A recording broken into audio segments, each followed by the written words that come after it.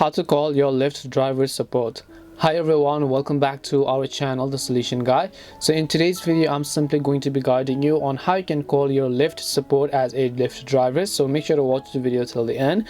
So if you've been driving on Lyft and then you want to contact the support team, what you have to do is, first of all, just go ahead and then open up your browser, and then you simply want to come to help.lyft.com. I'll make sure to drop a link down below as well. Once you go to help.lyft.com, over here scroll down to the bottom, and then you'll find the option called Contact Us. Just tap on it. Once you tap on Contact Us, if you have an account, log in. If not, I'll just tap on I don't have an account.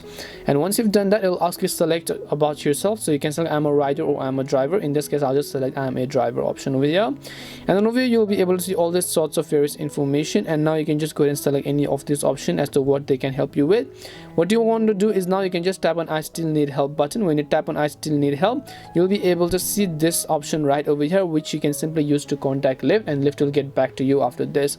But keep in mind that Lyft will not actually go ahead and pick up your call, because even if I go ahead and then search for the phone number over here of the Lyft driver support, you can actually just go ahead and type in Lyft number, and then you should be able to find a Lyft number in this case.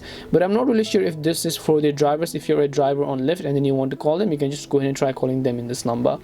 And hope this video helped you as to how you can call a Lyft driver support. We hope the video was really helpful, and if it did help you, make sure to leave a like and subscribe to our channel. And if you have any more questions, then feel free to leave them down. Thank you very much for watching, and see you in the next video.